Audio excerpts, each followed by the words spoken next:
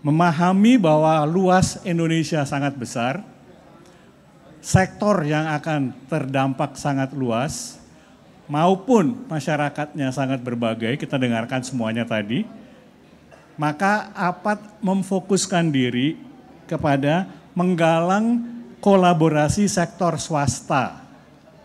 First thing, menggalang kolaborasi sektor swasta, fokus kepada industri pariwisata saat ini, because we understand that tourism industry is an industry that is very much affected by disaster and needs to recover very quickly because a lot of small and medium companies are involved. And then for that, what are we doing? Apa yang kita lakukan? Yang pertama, kita mengajak perusahaan-perusahaan yang dikolaborasikan tadi untuk melakukan business continuity planning and business continuity management, because continuous business is actually the backbone of the recovery. The business are actually the victim, but also the engine to get recovered. So if they can continue their business as well as plan their continuity, they will be able to be the leverage. Dia menjadi pendorong, menjadi pengungkit dari recovery. Tentu saja di samping itu kita melakukan juga tanggap darurat dan seterusnya bersama dengan mitra-mitra NGO kami. Kali ini I would like to share with you all the experiences that we did in terms of creating disaster safe hotel certification. It's called the DSC, Disaster Safe Hotel Certification, but I would like to use the more familiar words here in Bali, and it is called Sertifikasi Kesiapsiagaan Bencana. KSB, as being done by the BPBD in Bali, is actually now in action, starting 2015, and is now getting into a high pitch. For that matter, ladies and gentlemen, allow me to invite the actors that is involved in that action. And the first actor I would like to invite is my friend, Anton Purnama. Anton Purnama is the APAT manager doing the action on the ground. Please, Pak Anton.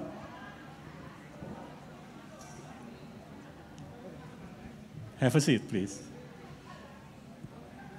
But if you're talking about somebody who is doing that, tanpa mendengarkan apa yang dirasakan oleh yang melaksanakannya sebagai pelaku, that will be talking nonsense.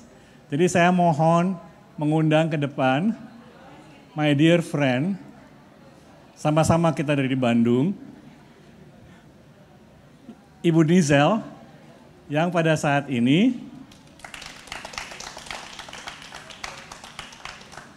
adalah seorang manajer di Laguna Hotels, ya, di Bali sini. So let's have some discussion. Let me ask you some questions, but I will ask Anton first, please.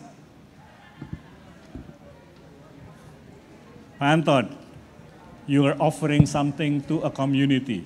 Anda menawarkan sesuatu kepada suatu masyarakat.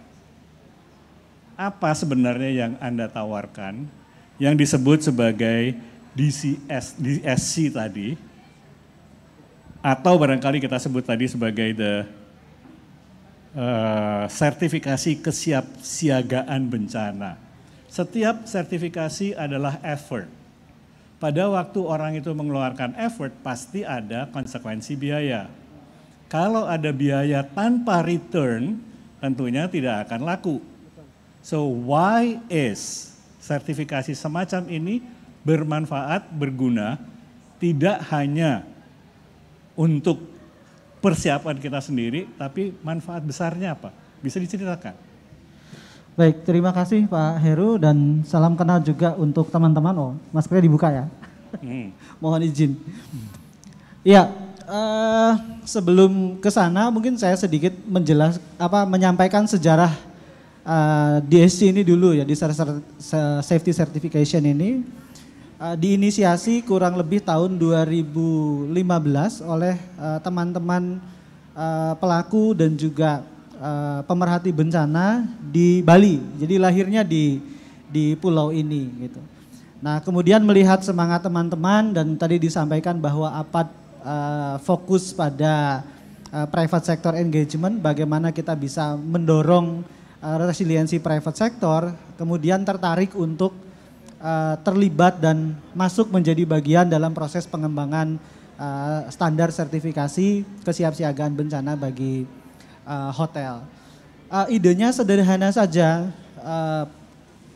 Dulu diskusinya ketika kita bicara mengenai kerjasama segitiga biru gitu, kalau sekarang pentahelix ya, antara pemerintah, masyarakat dan dunia usaha. Seringkali kita melihat dunia usaha itu lebih pada apa yang bisa dikontribusikan oleh dunia usaha dalam penanggulangan bencana atau dalam respon tanggap darurat bencana. Nah, tetapi kemudian tidak banyak yang berpikir mungkin pada situasi bencana teman-teman private sector ini juga menjadi bagian yang terdampak. Sehingga perlu kita melakukan penguatan, menumbuhkan resiliensi pada private sector, secara khusus pada sektor pariwisata yang merupakan sektor yang bisa dibilang paling rentan terhadap bencana, agar mereka bisa bertahan dalam situasi bencana untuk kemudian juga bisa mendorong pemulihan yang relatif lebih cepat dalam hal ekonomi bagi masyarakat yang ada di sekitar hotel.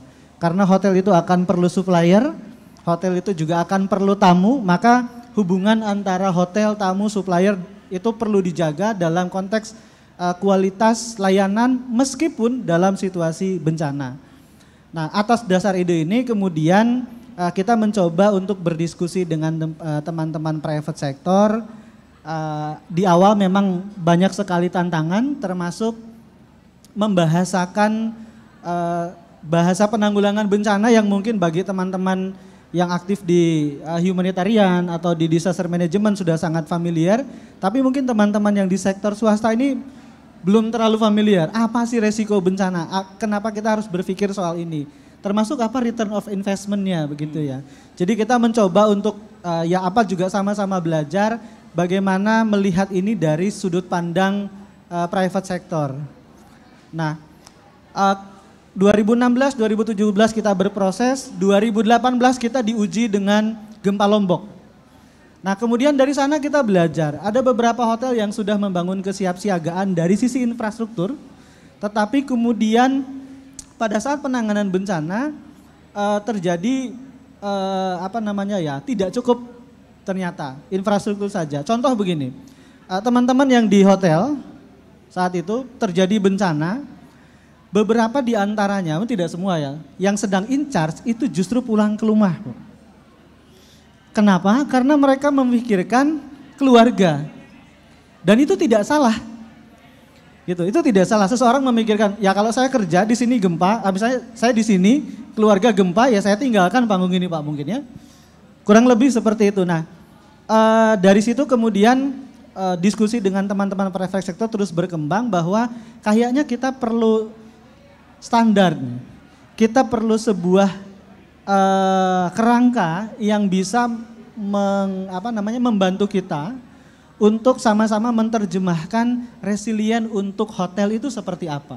Jadi ide awalnya belum sampai pada harus sertifikasi ya, tetapi ide awalnya adalah bagaimana kita memiliki langkah-langkah yang sama, terstandarisasi, dan ini muncul dari teman-teman di sektor swasta untuk kemudian bisa menyatakan bahwa kita tangguh bencana. Nah, sehingga banyak literatur-literatur, indikator-indikator penanggulangan bencana yang kemudian kita adopsi.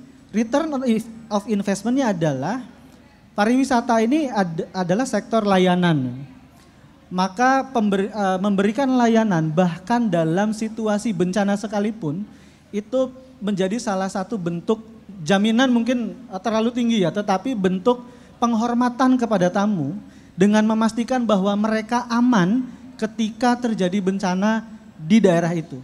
Apalagi Indonesia terkenal dengan banyak sekali bencananya. Maka seyogianya setiap bentuk layanan termasuk layanan pariwisata itu bisa memberikan hospitality even in disaster situation sehingga tamu merasa aman. Kalau mereka sudah merasa aman, apalagi tamu-tamu asing sekarang sudah mulai aware dengan menanyakan safety security-nya, penanganan bencana seperti apa itu sudah cukup aware. Nah, dan itu juga kalau kita berhasil membangun kesiapsiagaan sedemikian rupa sesuai dengan standar yang sudah disepakati bersama, itu bisa menjadi salah satu nilai promosi yang juga nanti bisa mendukung teman-teman di pariwisata memastikan bahwa tempat wisata kita aman. Pemandu wisata kita paham kok dengan ancaman bencana di sekitar. Pemandu wisata kita paham dengan bagaimana melakukan tindakan pertolongan pertama ketika terjadi bencana. Staf-staf hotel kami sangat paham bagaimana melakukan evakuasi yang tidak hanya ya bagi teman-teman yang umum, tetapi juga mungkin bagi teman-teman yang berkebutuhan khusus begitu.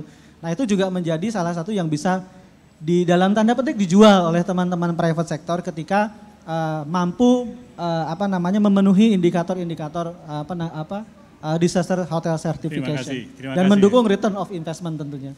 Terima kasih Mas. Jadi artinya kita bicara masalah bahwa bukan hanya masalah sertifikasinya per se, tapi penerapan standar-standar yang bagus tadi memberikan value lebih kepada pelayanan di sektor pariwisata.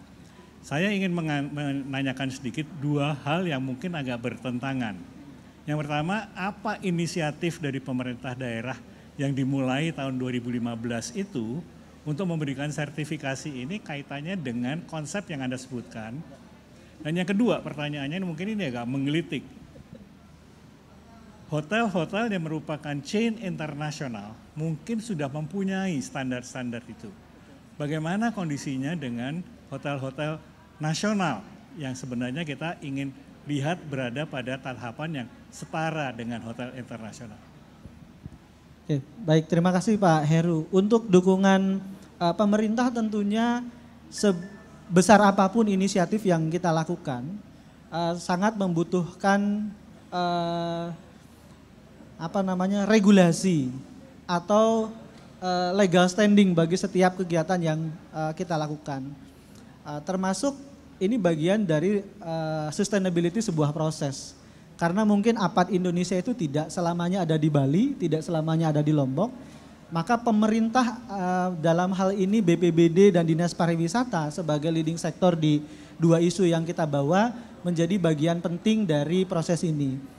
Di Bali dulu 2016-2017 proses sertifikasi ini didorong oleh keputusan gubernur saat itu, tapi tahun ini juga berkolaborasi dengan teman-teman siap siaga dalam bekerja. Itu sudah ada peraturan gubernur tentang kepariwisataan. Salah satunya ketangguhan di sektor pariwisata yang menjadi legal standing proses sertifikasi ini berjalan. Itu yang pertama. Kemudian yang kedua terkait dengan standar hotel, ini kita juga masih dalam proses belajar. Sebagai contoh di Bali periode 2017-2018 teman-teman masih menggunakan leveling untuk hotel bintang 1 apa, bintang 2 apa, bintang 3 apa, itu masih ada pembeda. Nah, tetapi kemudian itu membuat instrumennya menjadi sangat berat. Nah, 2019-2020 teman-teman melakukan diskusi untuk kayaknya kita cukup di standar minimum saja. Nah, pengembangannya itu disesuaikan dengan kapasitas dan daya dukung yang dimiliki oleh hotel tersebut gitu. Demikian juga yang dilakukan di Lombok. Terima kasih Mas Anton. Artinya ada kolaborasi dalam menetapkan standar. Gitu ya. Jadi pada waktu standarnya lebih dikolaborasikan, implementasinya jauh lebih gampang gitu. Betul nggak itu Ibu Nizel? Selamat sore semuanya. Oke, jadi perkenalkan sekali lagi, saya dengan Nizel, saya dari Hotel De Laguna Luxury Collection Resort and Spa. Jadi kita salah satu hotel international chain hotel, part of Marriott International. Promosi sedikit nggak apa-apa ya. Ya, jadi kita salah satu hotel yang memang sudah tersertifikasi, termasuk yang pertama karena kita di ITDC ya Pak ya. Jadi dari sisi kita betul sekali, saya jawab dulu, betul sekali. Jadi ada tambahan sedikit mungkin Pak. Jadi kenapa begitu awal ada sertifikasi kita langsung setuju, kenapa? Karena menurut kita kesiapsiagaan bencana ini sangat perlu, awareness di awal dengan awareness sangat perlu. Kenapa? Karena biar bagaimanapun kita nggak akan pernah siap. Jadi dengan adanya sertifikasi, pelatihan, awareness, otomatis kita jadi lebih aware. Jadi in case ada bencana yang kita tidak tahu kapan bisa terjadi, kita bisa meminimalisasi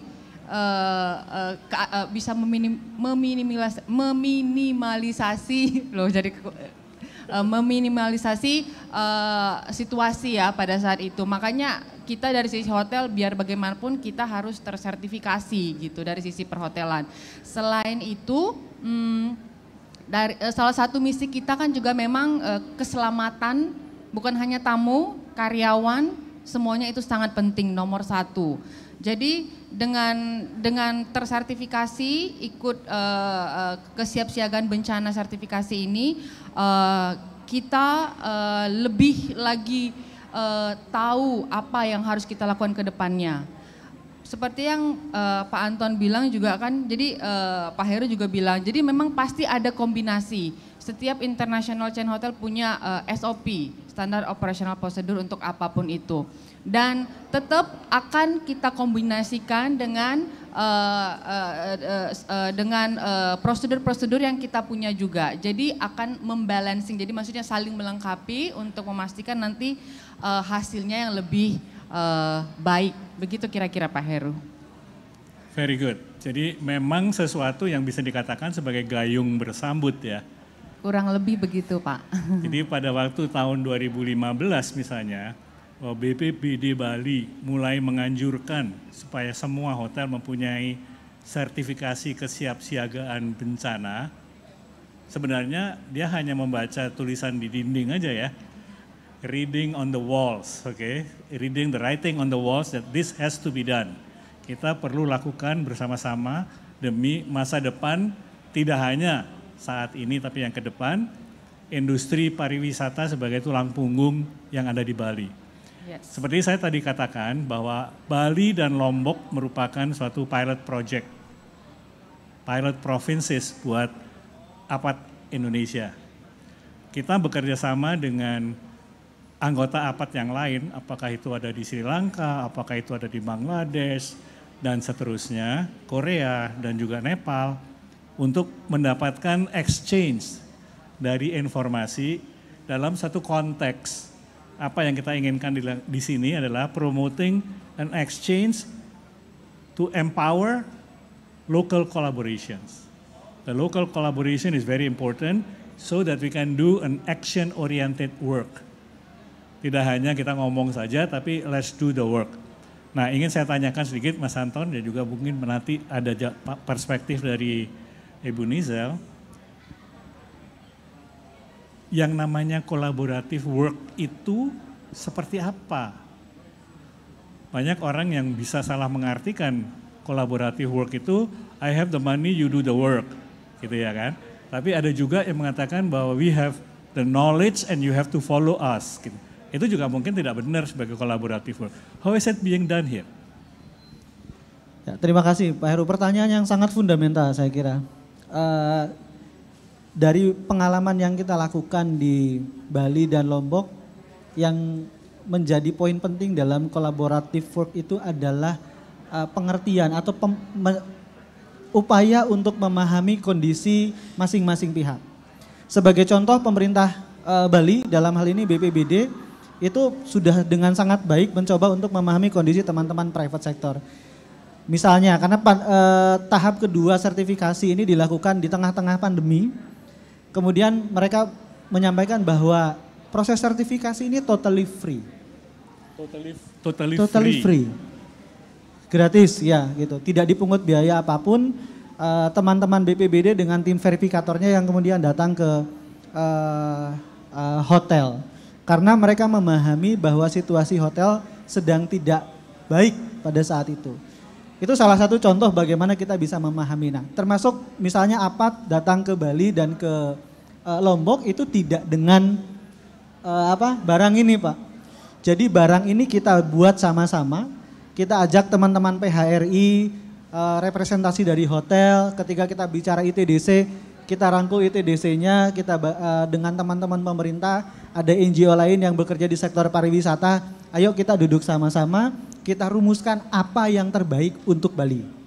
Itu menjadi kunci sehingga kita memahami situasi PHRI, situasi pemerintah memahami situasi APAT yang mungkin terbatas dengan segala resource yang tidak banyak.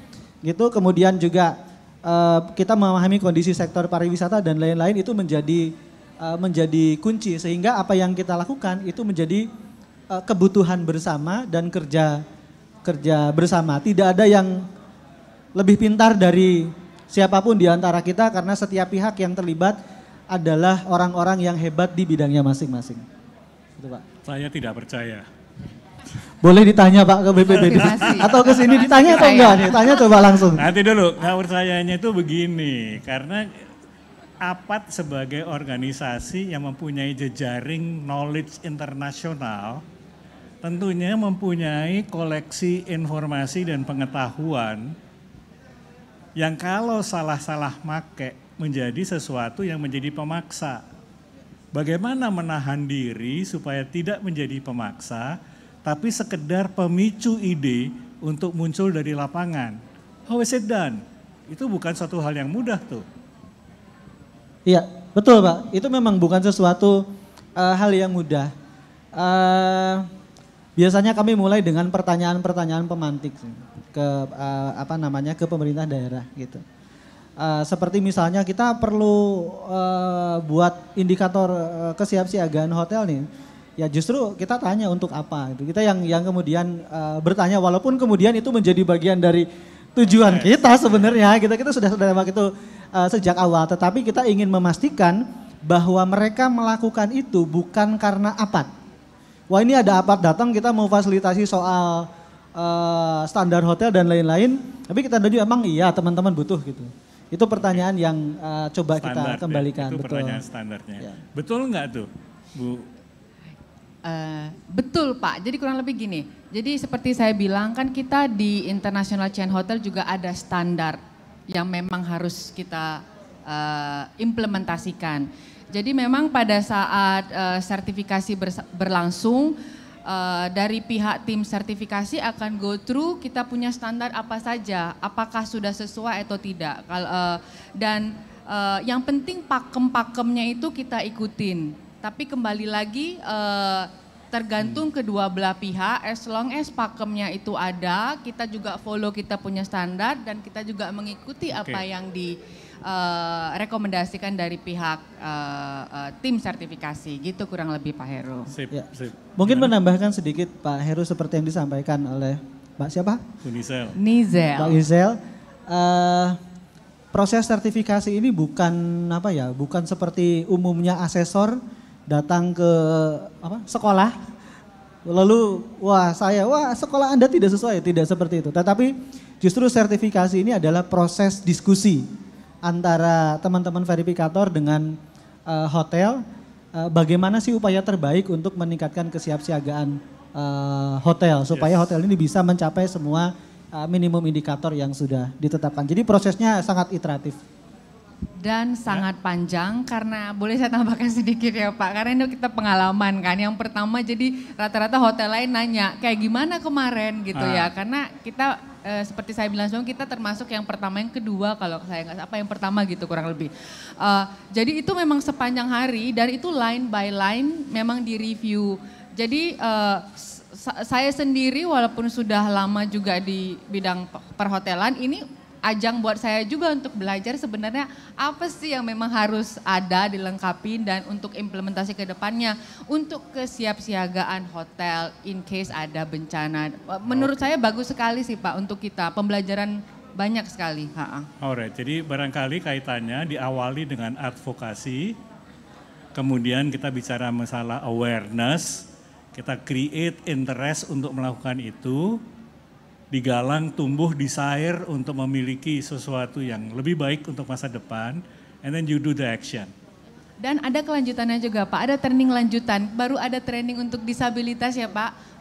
Makanya ini pertama kali kalau nggak salah training untuk disabilitas ya, untuk kita di hotel, makanya kita kirim tim kita yang memang khusus menghandle kalau misalnya persiapan nanti G20 ada meeting penting segala macam, jadi kita ada kirim dari hotel 2 orang kalau nggak salah memang khusus untuk ikut training ini. Menurut kita sangat bagus Pak.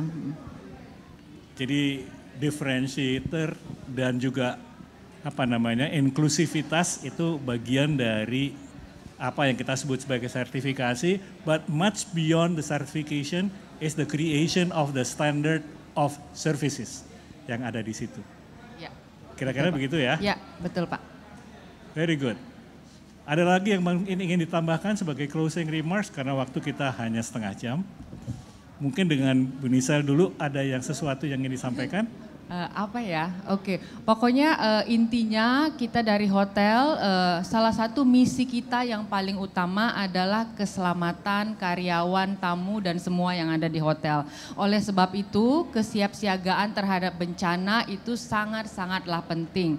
Karena seperti yang saya bilang dari awal, kita nggak pernah tahu bencana itu kapan datang, tapi yang bisa kita lakukan adalah kita persiapkan diri kita untuk meminimalkan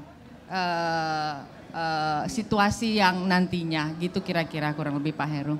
Oke, tadi sebelum saya tutup di sini barangkali, tadi saya ingat Mas Anton mengatakan bahwa pemerintah memberikan gestur sangat positif di mana pada tahun pertama di mana masih ada bencana pandemi, maka digratiskan.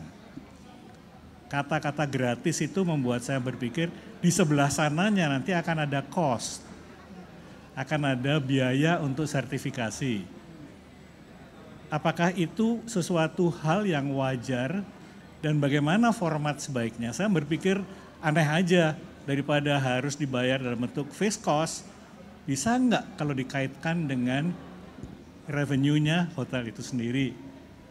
Jadi pada waktu revenue atau profitnya sekian, maka sertifikasinya harganya sekian gitu, kira-kira. Itu konsep yang terlalu nggak masuk akal atau gimana? Yang jawab saya atau Pak Anton? Dua-duanya silakan. Oke, kalau dari kami diskusi dengan pemerintah memang belum sampai sejauh itu. Di Bali sejauh ini adalah pemerintah berkomitmen untuk menganggarkan kegiatan-kegiatan sertifikasi gitu ya. Meskipun dalam situasi COVID kondisinya cukup sulit sehingga mungkin APAT juga masuk ke bagian itu. Tetapi komitmen mereka memang menganggarkan ini untuk proses sertifikasi dengan pemikiran bahwa di perhotelan ini proses sertifikasinya banyak Pak.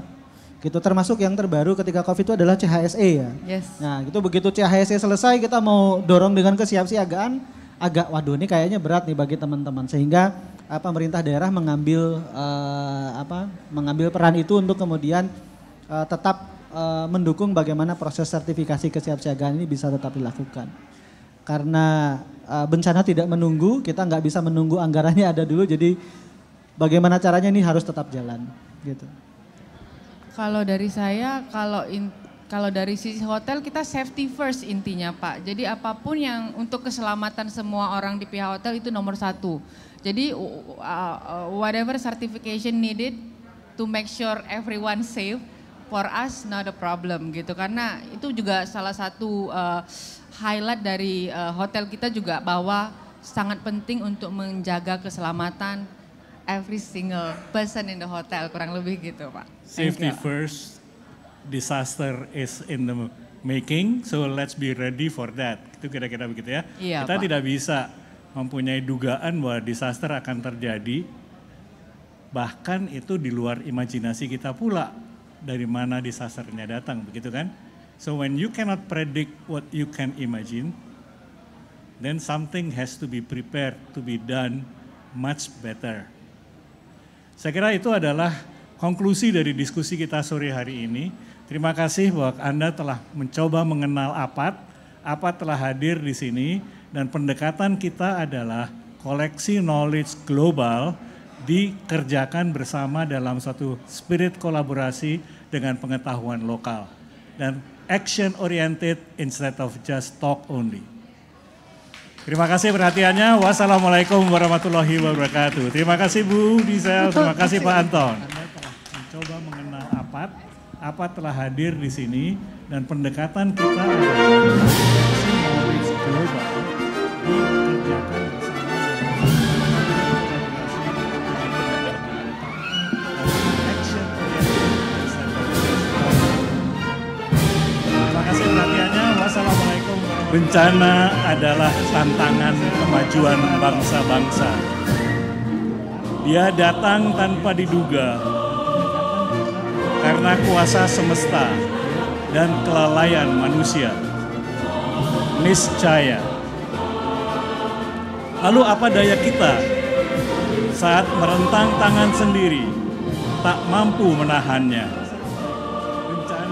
Mari bergandeng tangan, berpakut siku, berpadu akal, berbagi daya, bermodal pengalaman, bertemu ilmu, bersatu padu, maju tak gentar, tangguh bencana.